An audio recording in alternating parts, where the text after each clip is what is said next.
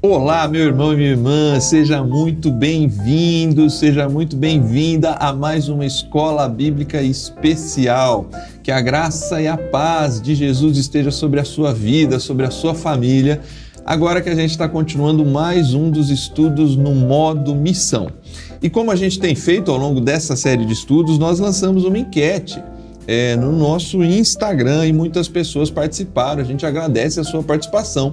E se você ainda não participou, entre lá no Instagram Promicistas Brasil para participar junto com a gente das enquetes aqui da Escola Bíblica Especial. O nosso assunto de hoje é uma comunidade alcançada pela graça, uma comunidade que vive no modo missão, prega intensamente a graça de Jesus para a vida das pessoas. E aí nós fizemos a seguinte pergunta: você já ensinou alguém sobre a doutrina da graça? Ficamos felizes em perceber que 63% dos que responderam disseram que sim, 29% disseram que não e 8% disseram que não recorda. A gente ainda perguntou se você acredita ter algum mérito em sua salvação. Penso que a grande maioria das pessoas que respondem no nosso Instagram são promessistas, e isso trouxe uma felicidade maior ainda para a gente, porque 99% disseram que não tem mérito na salvação, o que demonstra um entendimento mais claro da doutrina da graça, e 1% disseram que sim, que tem mérito na sua própria salvação. É sobre esse assunto que vamos falar, sobre a doutrina da graça, sobre o ensino da graça, sobre uma comunidade que se compreende alcançada pela graça de Jesus. E essa é uma comunidade que entende e vive no modo missão. Mas é depois da vinheta.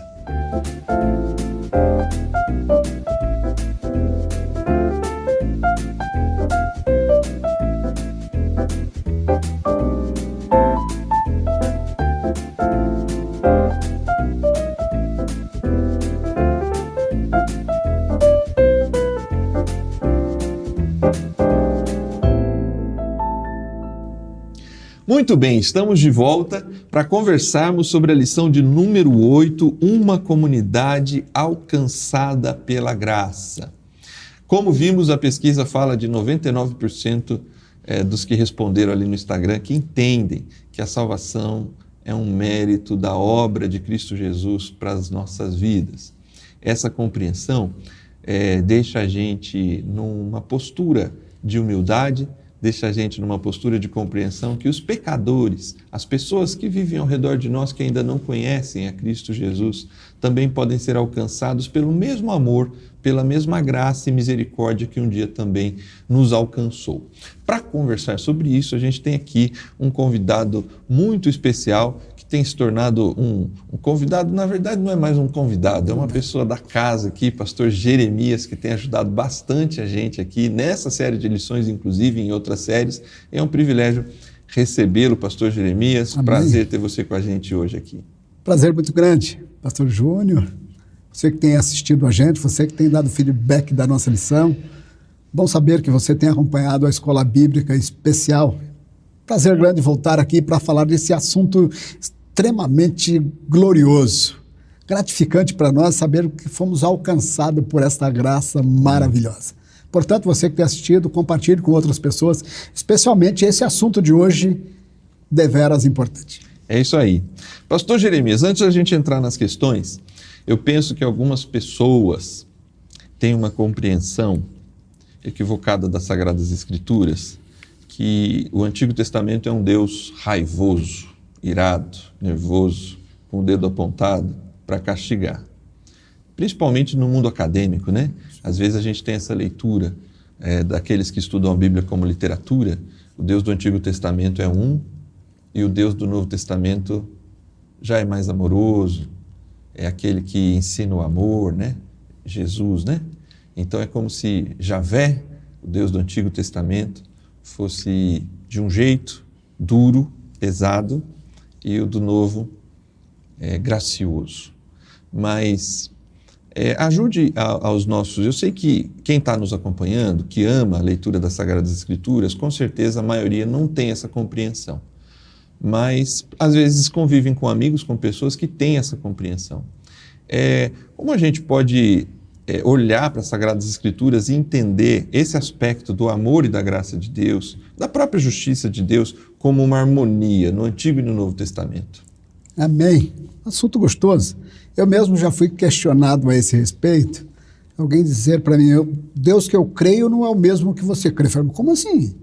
Falou que o Deus que você crê é um Deus que opera com justiça, que faz algo tremendo, que é... Aí eu falei, opa, como assim? Ele falou, o Deus que eu creio é diferente, o Deus que eu creio é salvador de todos os homens. Eu falei, porque você não conseguiu ler o texto por inteiro. Paulo diz assim, nós cremos um Deus que é salvador de todos os homens, mas principalmente dos fiéis. Aí ele falou, mas o que é fiel? Fiel é aquele que obedece à palavra. Nós vamos ver hoje que se voltarmos para a época em questão, em que todas as nações tinham um Deus, e era importante saber disso, e alguns desses deuses pedia que se oferecesse até o próprio filho em sacrifício, queimado no fogo. Aí vem Paulo agora trazendo uma notícia diferente de que nós somos salvos pela graça, independente daquilo que fazemos. Era difícil para aquela oportunidade. Para nós hoje é mais fácil entender isso. Mas nós vamos mostrar à luz da Bíblia Sagrada como isso não diverge do Antigo para o Novo Testamento. O Deus era sempre o mesmo quando ele escolheu a Abraão, quando ele escolheu a Moisés, quando ele escolheu a Noé. O legal quando ele escolhe a Moisés e leva Moisés com o povo pelo deserto, antes que o povo entre na terra prometida, às margens do Jordão, Deus faz questão de parar o povo, chama Moisés e diz para ele, conclame todo o povo para que venha. E diga para o povo o seguinte, eu não vos escolhi porque vocês eram mais sábios do que os outros. Eu não vos escolhi porque vocês eram mais numerosos do que os outros. Eu também não vos escolhi porque vocês eram mais bonitos do que os outros. Vocês não eram. Eu vos escolhi porque aprove no meu coração, achou graça em mim de escolher vocês. Então nós vamos trazer isso, que já pairava lá no deserto, pela caminhada até hoje. Deus continua salvando pessoas pelo seu grande amor e misericórdia, através de um processo chamado de graça. Iremos pôr isso à luz, para que você entenda o que é graça. É interessante, você me fez lembrar, porque esse é um exemplo para mim muito marcante no dia que eu compreendi ali os primeiros capítulos de Êxodo até Êxodo 20, quando a gente chega no famoso Êxodo 20, onde Moisés recebe as tábuas da lei, os 10 mandamentos, a compreensão de que o povo saiu do Egito antes das tábuas da lei. O que tira o povo do Egito foi graça e misericórdia de Deus, escolhendo um povo que ele amava, e naquela noite, por o sangue do Cordeiro nos umbrais das portas, nos batentes, se é que tinha batente, nos umbrais das portas, aquele sangue protegeu as famílias e eles saíram. É óbvio, como a gente vai conversar aqui, que eles são convidados a entrar num relacionamento de intimidade e obediência com o Deus da aliança. Mas Deus se coloca em aliança, em amor, antes. Não é só em João, quando João diz assim para a gente, Deus nos amou antes, quando ainda éramos pecadores. Paulo diz isso, né? Deus nos amou quando a gente ainda era pecador. Deus também amou o povo judeu, o povo hebreu, quando ainda era pecador, e aí os convida a um relacionamento de obediência, de intimidade, de adoração, para ser um povo especial, né? Isso é gostoso. Quando o povo entendeu isso, pôde aproveitar o melhor de Deus. Quando Deus te chama, pode ficar tranquilo. Se Ele chamou você para ir para um certo local, você pode ir na confiança de que Ele irá prover todo o necessário para o seu sustento. E muitas das vezes nós não entendemos. Ou nos aproveitamos dessa oportunidade para fazer o que quisermos. Aí vem o Paulo, quando ele escreve a carta aos Romanos, ele falou, porque nós somos salvos pela graça, nós vamos continuar pecando? Isso. De maneira nenhuma. Nós que já fomos salvos, ou já morremos para o pecado, como é que podemos viver ainda nele? Isso é maravilhoso. Ele diz, nós devemos andar em novidades de vida. E é difícil entender, guardar mandamentos e fazer a vontade de Deus com graça. Isso. Nós vamos trazer nesse estudo de hoje como isso é possível, entendendo o projeto de Deus. Isso se vai através desse questionamento que você fez, dessa enquete, não foi isso? Foi. Nós precisamos entender que nada do que eu faça vai ajudar na minha salvação. A gente vai chegar lá, você vai falando, eu vou lembrando, mas eu sei que a gente vai comentar na frente. Esse é o outro lado, quando a pessoa fala, então se é por graça, eu não preciso fazer nada, né? Então aí não pode, não é assim. E aí é a falta de compreensão de Romanos, né? Romanos 5, 6, 7, 8. Mas a gente vai falar disso daqui a pouco. Olha lá, vamos lá. O verso base dessa nossa lição é o famoso Tito 2,11, porque a graça de Deus se manifestou salvadora a todos os homens. Jesus, portanto, é a própria personificação da graça, é o que afirma a primeira questão dessa nossa lição aqui. O que essa afirmação significa, pastor Jeremias? A gente vai responder baseado em Tito 2, verso 11, e nos comentários aqui escritos pelos autores aqui da nossa lição bíblica Modo Missão.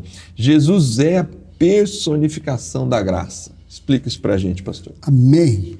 Então vamos entender, nós estamos estudando essas cartas pastorais, não é isso? Começamos lá com 1 Timóteo, não foi isso? E entre a primeira e a segunda, Paulo escreve essa carta a Tito, que também era um seu auxiliar, que ele deixou na ilha de Creta para firmar algumas igrejas, e agora Paulo escreve a ele e diz, ora, a graça de Deus se revelou agora na pessoa de Jesus Cristo. Todo mundo já ouvia ou já tinha ouvido falar a respeito dessa graça, mas a manifestação clara dela se deu em Cristo, quando ele vem e proclama ao povo de que ele é essa graça de Deus, e quem viesse a ele, com certeza alcançaria o Pai, porque ele era o caminho que levaria ao Pai. Quando ele personifica isso aqui, ele diz, mas a graça de Deus se manifestou salvadora. Olha, além dela se manifestar, nós vamos questionar aqui no segundo parágrafo dessa lição, como é que se manifesta trazendo salvação a todos. Isso. Não importa a nação, é maravilhoso isso, porque outrora tinha um Deus de cada nação, e para você alcançar um benefício, você tinha que ser fiel ao Deus daquela nação. E vem agora um pregador chamado Tito anunciando isso lá numa ilha, não é isso? Isso, em Creta. Em Creta, onde havia um pessoal que já tinha uma crença anterior, diferente dessa, dizendo, eu trago algo diferente, alguém que se manifestou na forma de graça salvadora, de sorte que, se você o aceitar, será salvo.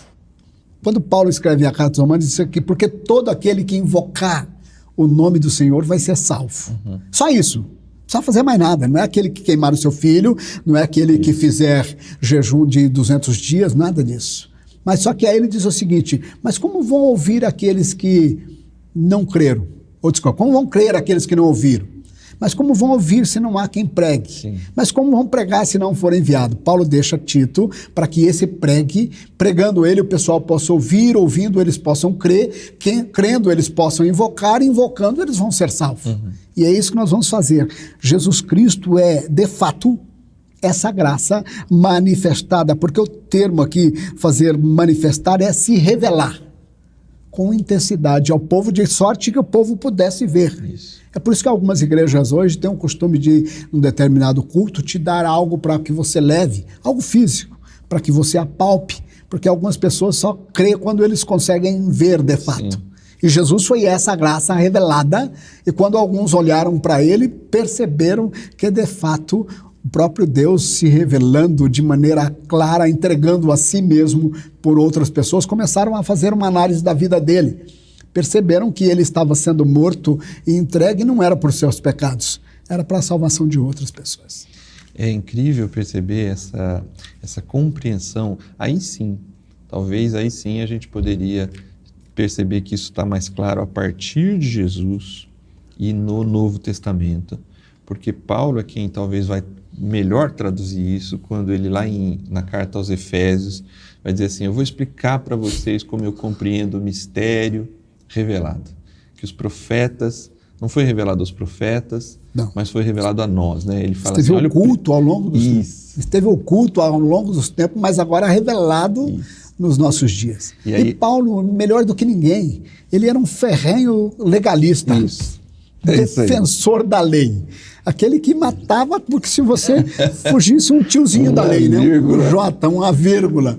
Agora Deus chama ele e através da fala de Jesus no meio do caminho indo para Damasco, falou, eu vou fazer de você algo tremendo. Olha que maravilhoso isso. E o Paulo dá um testemunho diante de algumas autoridades com um ênfase tão grande que as pessoas passam a crer no que ele estava a falar. E ele disse, olha, se eu mudei dessa maneira é porque eu consegui enxergar essa graça que esteve oculta ao longo dos anos. Ele se chama o maior pecador, né? Dos quais eu sou o principal, ele fala. Principal. Esses dias eu ia fazer um sermão, eu estava até escrevendo, e a minha mensagem era qual foi o pior homem de todos os tempos. E aí você começa a relatar. O Paulo disse, olha, Jesus veio para salvar os pecadores dos quais eu sou o principal. Aí você vai falar, mas ele não era, mas é verdade, o principal hoje sou eu, sou você. Exatamente. E é por isso que Jesus continua olhando com graça para todos nós. E a Bíblia diz que a vontade dele é que ninguém se perca.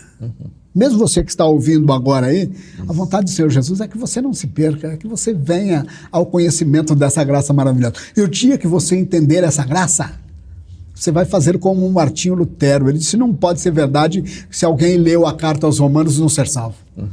Chegou ao ponto de dizer isso. Então você precisa ler essas cartas. Exatamente. Eu não sei se você já recebeu alguma carta. Se você recebeu uma carta, subentende que você tenha mais que 30. É. Mas quando a gente recebia uma carta, ninguém lia as primeiras frases da carta e fechava ela e botava na gaveta. Não. Eu não sei se você pegou essa carta de Tito e só leu um versículo dela. Não faça isso, leia ela por inteira. Você vai ver que há belezas infundáveis nessa carta. Exatamente. Esse Paulo, e aí você que está acompanhando a gente, esse é o modo missão. Essa percepção de Paulo, quando ele compreende como abre a mente dele, quando ele compreende assim, esse mistério mostrou para mim, Jesus mostrou que ele veio para todas as pessoas, gentios e judeus, ele quer fazer uma única família, o muro de inimizade foi derrubado. Essa percepção, quando a igreja entra no modo missão e tem essa percepção que ela está ali, naquela comunidade, naquela cidade, naquele bairro, para ser esse farol, essa luz do evangelho, para aquelas pessoas que moram ali, para aquelas pessoas que vivem ali, que às vezes têm uma vida desregrada, que não têm uma vida como nós, que frequentamos a igreja há muito tempo, temos. Mas é como diz o pastor Jeremias, leia a carta toda de Tito. Capítulo 3, eu estava pregando sobre isso, esse sábado agora eu preguei sobre o capítulo 3. Ele fala assim, não caluniem a ninguém. Maravilhoso. Tratem todos com amor, sejam compassivos, porque isso é um testemunho do Evangelho. E aí ele fala, lembrem-se que nós um dia fomos assim, fizemos isso, éramos detestáveis, odiados. Mais a graça, mais o amor de Jesus, o lavar regenerador do Espírito alcançou. Paulo tem essa compreensão. Então essa é a igreja, do ponto de vista dessa lição, essa é a igreja no modo missão, que tem uma compreensão que assim, nós temos o privilégio de estarmos ali, mas o privilégio, tem uma frase do George Whitefield que eu acho muito interessante. Ele falava quando via lá em Londres os mendigos, as pessoas pela rua, ele fala assim, era para eu estar ali se não fosse a graça do Senhor. Agora imagine essa graça sendo transmitida por um camarada que não era judeu.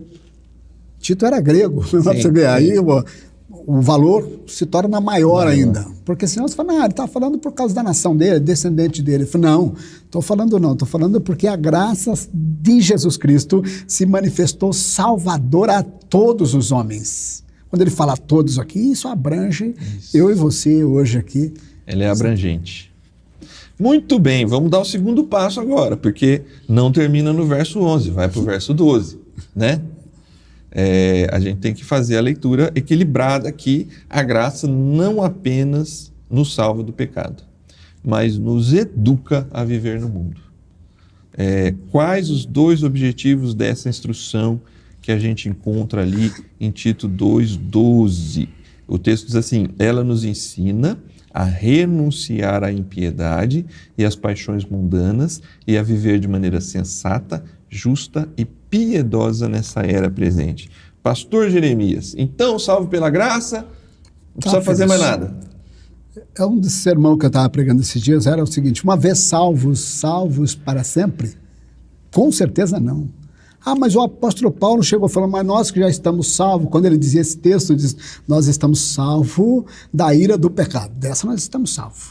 Mas a nossa salvação, a Bíblia diz que a vida do crente deve ser como a luz da aurora que vai brilhando. E quando ele vem aqui, diz que essa graça nos ensina a renunciar, ou seja, a deixar de fazer aquilo que era ímpio, a impiedade. Nós sabemos o que é certo e errado. Você que nunca foi a uma igreja, se perguntar algo certo para você, você sabe o que é, e o que é errado também. E agora, como salvos de Cristo, ou seja, como cristãos, ou aqueles que levam o nome de Cristo, o nosso cuidado deve ser maior quanto a esses afazeres. Deixar de fazer aquilo que era errado, aquilo que é considerado impiedade, deixar as paixões mundanas, porque de vez em quando nós temos paixões e essas paixões não são cristãs, são mundanas. E eu, como você, devemos deixar de fazer tais coisas. Paulo disse assim, vocês vão deixar de fazer isso, quando vocês deixarem de fazer, as pessoas vão ver algo diferente em você. O nome de Cristo vai ser glorificado. O próprio Cristo disse, para que os homens vejam em vocês uma boa obra. Tem algumas pessoas que falam, rapaz, ele não é crente não, mas pensa num camarada honesto. Ou seja, para ser honesto precisa ser crente? Não necessariamente. Sim. Precisa ser alguém inteirado do que é certo e do que é errado. Mas além disso, diz que essa graça nos convida a viver de 3 maneiras. Sensata é para comigo mesmo. Você vivendo sensato é para contigo mesmo. Quer dizer, sensato, cuidando da sua saúde, fazendo o que é certo, guardando um pouquinho, gastando menos do que você ganha. Isso é uma maneira sensata. De viver. De viver, lógico. Mas além disso, diz que você tem que viver uma vida justa. Opa, aí já não é mais para comigo, é para com o próximo. Legal. A Bíblia diz que se você assumir um compromisso, você tem que honrar o seu compromisso. A Bíblia diz que lá no Salmo de número 15, aquele que quer ser um cidadão do céu, ainda que jure com um dano seu, ele não muda. Ainda você tomou um empréstimo, não é isso? Já fez? Não sei se você já fez um empréstimo. Quando você está endividado, um juro de 2,5% ao mês parece nada. Mas quando você vai pagá-lo, ele é ligeiramente alto, porque se você comparar com os rendimentos da poupança, você vai perceber que eles são várias vezes maior do que o rendimento da poupança. Aí você vai dizer, não, agora eu não vou pagar mais não, porque o juro era alto. A Bíblia diz que você deve viver de maneira justa, se assumir o compromisso.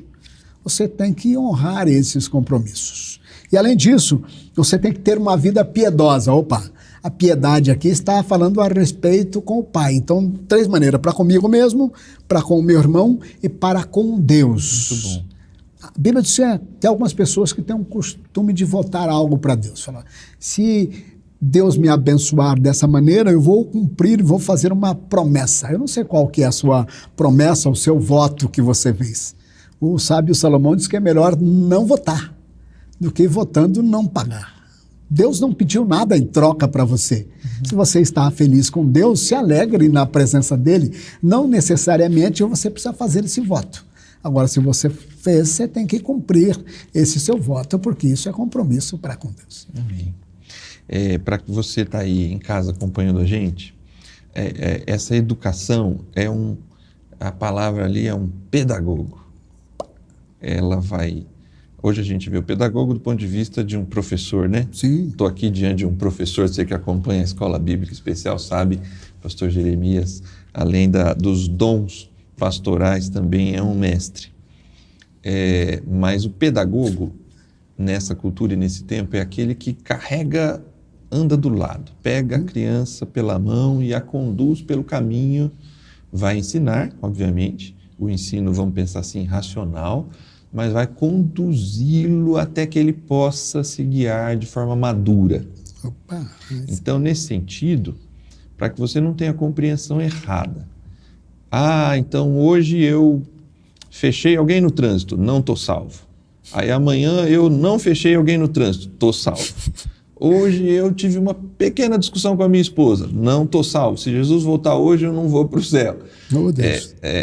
A pedagogia não funciona assim. A pedagogia ela tem o processo do amadurecimento. É óbvio, quem é alcançado pela graça, fechou alguém no trânsito hoje, a própria ação do Espírito no coração é aquela que vai dizer, você não pode, você não deveria agir assim. Esse não é um testemunho de um cristão.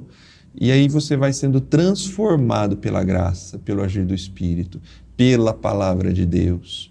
E isso vai fazer aquilo que Paulo chama de desenvolver a sua salvação. Amém. Então é óbvio, se ficar no caminho da impiedade, da paixão mundana, é sinal de que a graça não está sendo pedagogo. né, pastor? Não entendeu. Não entendeu a ação da graça. Não vai fazer como aquele garoto que foi pegar a caixa de giz da professora e deixou cair ao chão. A professora falou, por gentileza, coloque todos os giz de volta na caixa. Ele colocou todos e deixou um do lado de fora. E a professora disse, por que você não colocou todos? Ele falou, porque não cabeu.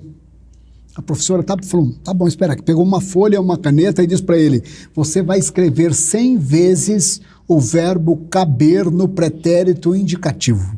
E ele começou, coube, chegou lá embaixo, ele pôs uma observação. Só escrevi 90 porque não cabeu as 100. Tem pessoas que são dessa maneira, né? Nem a repetição não vai aprender. Paulo chegou ao ponto de dizer, tem algumas dessas pessoas que já estão no tempo de ser mestre, mas continua nos primeiros rudimentos. Você não, irmão, você está sendo inteirado. Quando Paulo escreve a Timóteo, falou, você é diferente, você fosse instruído, não foi isso? Porque você teve alguém lá em casa que te instruiu, sua mãe Lloyd, sua avó Eunice, você está apto no evangelho que te faz sábio para a salvação que há em Cristo Jesus. Amém. Então, irmão, você também já está no tempo de ser mestre, portanto, se porte como tal aí, entendendo a graça salvadora de Deus. Exatamente, a gente vai amadurecendo dia após dia, de fé em fé, aprendendo e crescendo na graça e no conhecimento de Jesus. Sim. O capítulo, a pergunta de número 3, ela vai dizer assim, qual o propósito da graça? De que maneira os crentes, aqueles que creem em Cristo Jesus, alcançados pela graça, deveriam praticar as boas obras em relação às autoridades e aos concidadãos de Creta? Eu até já citei aqui parte do texto de Tito 3, né? Sim. Mas vamos ampliar aqui essa percepção. Qual é tanto o propósito como a ação da graça na boa obra, na maneira, no estilo de vida do crente, daquela pessoa que é seguidora de Jesus e compreende a obra que Jesus tem feito na sua vida? Paulo dá uma recomendação brilhante, não só para aquela época, mas para a nossa também, né? Como é que você se deve portar? Não só dentro da igreja, lá no trabalho, com os seus vizinhos, no dia a dia. E ele dá algumas recomendações claras. Ele diz assim, primeiro passo, você não deve caluniar ninguém, você deve ter uma vida sábia, evitando brigas, não é isso? Obedecendo lá os patrões. Eu não sei se você tem uma empresa própria, se você presta serviço a outras, ou se você for um empregado, não importa a função que você faça, você vai fazer isso de maneira diferente das outras pessoas. Um dia um aluno chegou e perguntou para mim, professor, o senhor ganha mais do que as outras pessoas, os outros professores? Pergunta. E eu automaticamente falei, ganha. Eu falei, eu sabia, porque sua aula é diferente. Mas, na verdade, o valor era o mesmo. Eu falei que ganhava mais, também não estava mentindo, porque tinha a bênção de Deus. E quando você tem a bênção de Deus, você é mais ou melhor remunerado do que as outras pessoas. E a Bíblia diz que você tem que fazer isso de maneira como se estivesse fazendo a Deus e não aos homens, obedecendo às autoridades, porque Deus procura para si um povo seu zeloso, especial e de boas obras. Muitas das vezes eu sou até zeloso, procuro ser e quero ser especial, mas não tenho as boas obras. Quando eu tenho as boas obras, alguém que não gosta de um cristão, outrora dizia crente, né? Hoje mudou o nome, né? Evangélico cristão, fala, não gosto de crente, mas se um dia for crente, eu quero ser da igreja daquele cara, porque o cara é honesto, né?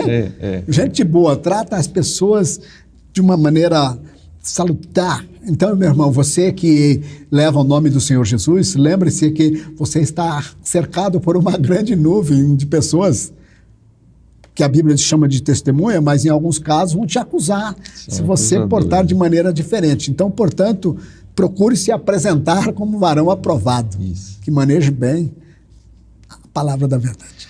Esse texto também aponta muito seriamente, você que está acompanhando o estudo, que vai levar esse estudo para a sua igreja local, na escola bíblica, esse aspecto do modo missão. Esse texto aqui de Paulo em Tito, capítulo 3, e em Romanos, capítulo 13, perceba que o apontamento, assim como a graça alcança todos os homens, esse estilo de vida é vivido diante de todos os homens, isso é, dos não cristãos. É importante, porque às vezes a gente vive dessa forma diante dos cristãos e a gente não estabelece essa harmonia, essa amabilidade, essa capacidade de ser esse tipo de pessoa aqui que Paulo fala, né? Amáveis, pacíficos, mansos com todos os homens. Então, esse também é o modo missão, uma comunidade alcançada pela graça. Ela está no modo missão e isso se demonstra no nosso estilo de vida diante dos nossos vizinhos, das pessoas que trabalhamos. E Paulo chega ao ponto de dizer o seguinte: outrora nós agíamos dessa forma. Isso. Como você se converteu? Tem um sermão que preguei esse dia, o tema dele é: a conversão te transformou? Te transformou? Tem algumas pessoas que não foram transformadas ainda. Embora tenha estado um certo tempo na igreja, faz igual Pedro, lembra disso? Andando 3 anos e meio com o próprio Cristo. No dia da prisão de Cristo, ele saca de uma espada, mas... Sim. Ou seja, ele continuava andando armado. Tem irmãos crentes dentro da igreja que estão armados. Você pisa no pé dele, ele atira em você. Atira. Ele falou: pastor, mas eu estou sem revólver. Você não precisa ter revólver para atirar em alguém. Você não precisa ter uma arma branca para esfaquear alguém, não é isso? As palavras com que você diz. Agora tem outras que faz como o Paulo aqui, né? No primeiro dia, ele ficou cego, sem ver. Lembra disso? Pelo encontro com o Senhor Jesus? Sim. Vai lá a Damasco, não é isso?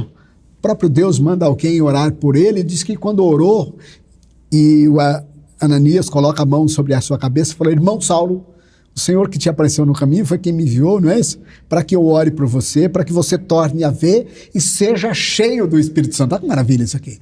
De repente, irmão, você já está vendo, mas ainda não está cheio do Espírito Santo. Quando você se encher do Espírito Santo, sua vida vai ser diferente. As pessoas que te cercam vão perceber a beleza da graça na sua vida.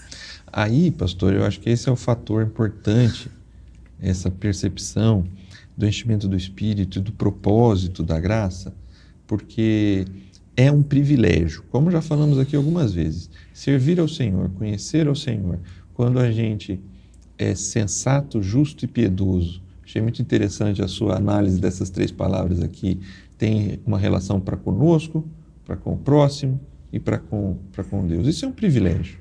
Só que na graça, eu percebo que esse privilégio não me torna uma pessoa exclusiva, mas sim desejoso de que outras pessoas que vivem fora dessa graça conheçam e se apropriem dela também, sejam alcançados por essa graça.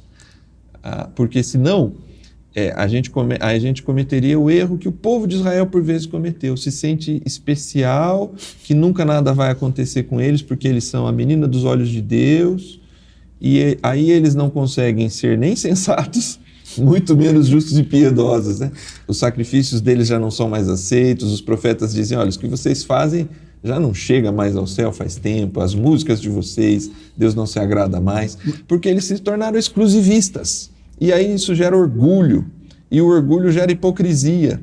Mas essa humildade de reconhecer que um dia a gente já foi assim, e que é a graça que nos alcança e nos educa, ela também convida as outras pessoas a participarem dessa graça. Quando nós agimos desta maneira, nós pregamos mesmo de boca fechada. Ou seja, as pessoas conseguem perceber as suas atitudes e isso glorifica a Deus. E Paulo era bem claro: se alguém estiver necessitado de alguma coisa, você não espera que isso chegue aos seus ouvidos. Aquele que teme ao Senhor, ou seja, aqueles que já foram alcançados pela graça, têm o prazer de estar ajudando outras pessoas. E é isso que a igreja em modo missão procura. Pessoas que agem dessa maneira vão embelezar e fazer com que essa igreja cresça. É isso aí. Bom, vamos lá. A gente está com o nosso tempo avançando aqui, a conversa está boa, tenho certeza que você está em casa acompanhando a gente, mas a gente chega aqui na pergunta de número 4. Divisão e ensinamentos falsos adoecem igrejas saudáveis. Em relação aos falsos mestres, qual deveria ser a postura da igreja diante do ensino da graça? Como é que Paulo instrui Tito em relação a isso, pastor Jeremias? Mas o Paulo era bom demais, né? Eu gosto do Paulo aqui porque em alguns momentos ele é muito claro no que ele pensa e no que ele entende de graça. E ele disse: pessoas que agem como falsos mestres devem ser advertidas. Aí ele chamou Timóteo e falou: você vai advertir uma 2 vezes, mas depois se afasta. Porque tem pessoas que precisam ser advertidas todas as vezes. E nós, como servo do Senhor, precisamos entender. Ele diz, evite falatórios, conversas tolas, daquela que não leva a lugar algum, não é isso? Tem pessoas que ficam brigando por pequenas coisas. Isso. Na igreja tem essas também. Tem. Toda igreja tem um camarada chato. É possível que na sua aí não tem. Tu dizes, pastor Jeremias. O ruim, quando esse cara chato sou eu. E de vez em quando sou eu. Já aconteceu contigo isso? E o irmão te cumprimenta e fala, pastor, só pela graça, eu estou aqui porque Deus tem me dado esse privilégio de entender a graça, senão já teria saído por tua causa. Meu Deus do céu, quando você entender isso, você vai mudar, irmão, você vai ser diferente. E o Paulo disse aqui ao Tito o seguinte, você vai atuar como gente boa, tratando essas pessoas muito bem, mas não sempre. Tem pessoas que precisam de repreensão. Isso. E você também, irmão, o dia que você fez a sua profissão de fé, eu lembro que você ergueu a mão e o pastor que estava a te batizar falou, meu irmão, você aceita as repreensões que vierem, se possíveis for? Você disse, aceito, lógico. Ninguém vai te repreender se você está correto. A Bíblia chega ao ponto de dizer, para aqueles que são bons, contra esses não há lei. Não há lei que impede você ser bom. E era isso que nós precisamos entender nessa igreja aqui, nessas divisões de ensinamentos, o que estava a ensinar errados. E tem algumas pessoas que têm uma visão de uma coisa e ele faz disso uma lei. São coisinhas simples lá do dia a dia. Isso. E ele chega, você já foi confrontado com um pastor?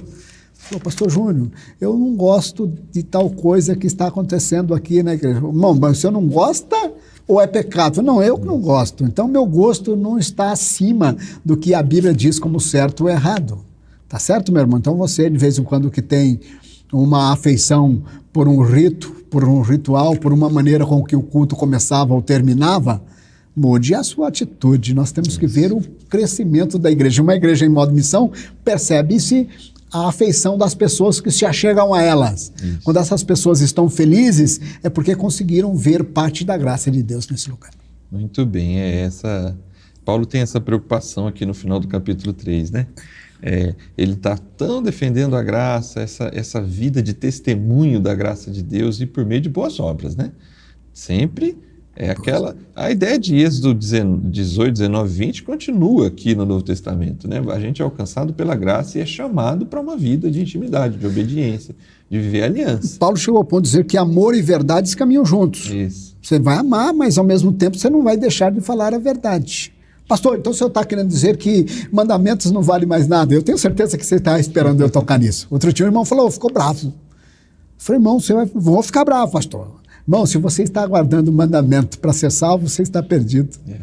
Quem te salva é a graça. Amém. Glória Amém. a Deus. Mas os salvos pela graça têm prazer na lei do Senhor. Exatamente. Isso é maravilhoso. Exatamente. É isso que Paulo estava querendo mostrar a Timóteo. E mostrar nesse caso específico aqui também a Tito. Falou, mostre e fale para essas igrejas que os salvos pela graça são felizes na presença de Deus a ponto de serem diferentes das demais pessoas. É isso aí. Mas imagine que um camarada que vem para uma igreja ou comumente frequenta uma igreja, ele vem com alegria. E quando alguém pergunta se você é salvo, você tem prazer em dizer que sim. Fala, mas como é, pastor? Não, já fui salvo pela graça. E se eu me manter na graça, a salvação me acompanha.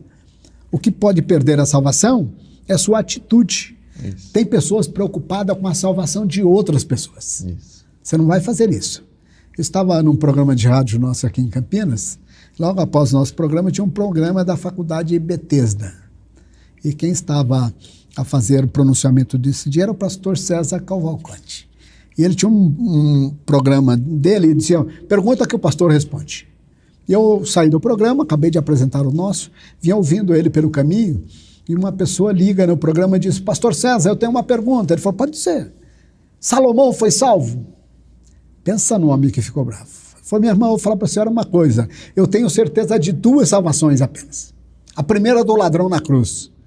Que Jesus disse para ele, na verdade te digo hoje que estarás comigo no paraíso. A outra, irmã, é a minha. Cuida da senhora, você fica preocupado com a salvação de outras pessoas.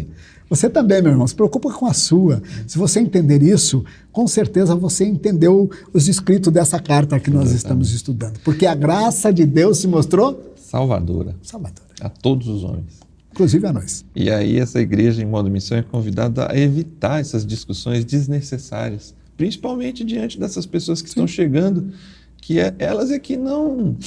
Às vezes não sabem nem quem é Salomão direito, né? Vai ficar por que estão discutindo a salvação do Salomão, né? Então, assim, às vezes a gente entra em umas discussões desnecessárias que não produzem frutos de arrependimento, não produzem transformação. Só demonstra, assim, uma discussão tola. Paulo usa essa expressão, né? Controvérsia tola. A gente é chamado, na igreja em modo missão, a evitar essa postura na igreja. Muito bem, pastor. Chegamos ao final aqui do estudo. Compromissos para hoje. Eu vou falar aqui os dois e eu queria deixar para os seus comentários finais sobre essas duas aplicações, também para a sua fala final aí para os nossos pessoal que assiste a gente, acompanha a Escola Bíblica Especial e também para a oração. Uma igreja no modo missão ensina a doutrina da graça. Uma igreja no modo missão, ela vai apresentar a graça de Deus e a importância da graça de Deus no desenvolvimento da vida do cristão. E uma igreja no modo missão vive o propósito da graça. O estilo de vida dela, as boas obras dela apontam para o propósito da graça, que é salvar mais e mais pessoas serem alcançadas por essa mesma graça. Queria te ouvir sobre esses dois temas, desde já te agradecendo aqui, pastor Jeremias, mais uma vez pela sua ajuda, preciosa ajuda, e as suas palavras aí para os nossos pessoal que está assistindo a gente. Uma igreja em modo missão deve, de fato, ensinar a doutrina da graça. Só que não adianta nada você ensinar se você não viver. As pessoas que estão a te ouvir sabem se de fato a sua vida condiz com o que você fala. E se isso não for verdade, você perdeu o tempo em estar a falar. E nós precisamos, de fato, ensinar que Jesus continua salvando homens e pessoas, mulheres, jovens e crianças em todos os tempos. Mas você vai dizer, pastor, você acha que eu tenho solução para a minha vida? Você acha que tem esperança para... Tem esperança para ti, pode ficar tranquilo. Lembra da palavra lá no Antigo Testamento, quando você falou assim, o Antigo Testamento tem alguma razão com o Novo? Diz assim, há esperança para a árvore que for cortada. Ainda que envelheça o seu tronco no pó. Olha que maravilha. Diz que ao cheiro das águas ela brota, não precisa nem chover. Meu irmão, se você ouvir falar de Cristo e erguer a tua mão, você vai ser salvo. Deus te dá essa oportunidade hoje. Mas depois de salvo, você precisa viver essa graça. Deu para entender? Aí voltamos para que vocês outros estavam bravos para dizer, será que o pastor não vai dizer que nós precisamos ter uma vida digna? Sim, eu e você que já fomos salvos, temos alegria de vir agora perante o Senhor Jesus e dizer, Senhor, entrego a minha vida a Ti, faça delas o que quiseres. Isso é viver uma igreja em modo missão, tendo a vida à disposição do Senhor Jesus. E o Senhor Jesus vai salvar muitas outras pessoas, não através de mim, pastor Jeremias, nem através do pastor Júnior, ele vai usar você que está aí. Tem algumas pessoas lá do seu trabalho, lá na escola onde você estuda, que só você tem contato com ela. E você tem a oportunidade de falar para ela que o Senhor Jesus continua salvando. Ele fala, mas qual a razão? E o que há de melhor em ser salvo por Jesus Cristo? Ser salvo por Jesus te dá hoje uma certeza e uma alegria grande no coração em viver nessa terra e uma esperança de viver uma vida mais adiante, que a Bíblia promete para aqueles que são salvos, de ter essa oportunidade de viver com Cristo. Muito bem, pastor. Muito obrigado mais uma vez. Amém. Ore, por favor, para a gente encerrar esse estudo. Amém. Nós vamos estar orando, meu irmão, por você. Essa escola bíblica tem sido bênção na minha vida, tenho certeza, pastor, tem sido bênção na sua, e eu quero que seja bênção na sua também, que tem partilhado. E essa é a nossa oração. Deus maravilhoso e grande, eu te louvo porque a tua graça me alcançou. Como poderia eu, em minha pequenez, entender esse processo salvífico oferecido por Deus na pessoa de Jesus Cristo? Mas o Espírito Santo tem nos revelado esta graça e nós temos vivido nela, Senhor. E esse meu irmão e essa minha irmã que está a ouvir comigo, esteja na vida dele, atuando poderosamente, Deus, dando graça, dando unção, abrindo os olhos, abrindo a mente dele para compreender a excelência da graça do Senhor Jesus. Dê a ele oportunidade de ministrar a outras pessoas e que essas pessoas também sejam alcançadas, porque este é o teu prazer, que ninguém se perca, mas que todos venham ao conhecimento do Evangelho. Portanto, Senhor, nós te louvamos, bendizemos o teu nome e agradecido dizemos, muito obrigado, Senhor. Amém. Amém. Obrigado, pastor Jeremias, mais uma vez. Obrigado você que nos acompanhou até aqui. Eu queria deixar aqui um dos perfis aqui, o perfil da Jane de Paula Xavier. Respondeu, para você, como vive uma pessoa salva pela graça? Eu achei muito interessante a resposta dela para terminarmos esse estudo aqui. A pessoa salva pela graça vive em novidade de vida, amando a Deus e o servindo com alegria. Amém. É isso. Obrigado, irmã Jane, por esse comentário. Boa semana para você, bons estudos da Palavra de Deus para você e até a próxima semana aqui na Escola Bíblica Especial. Deus te abençoe.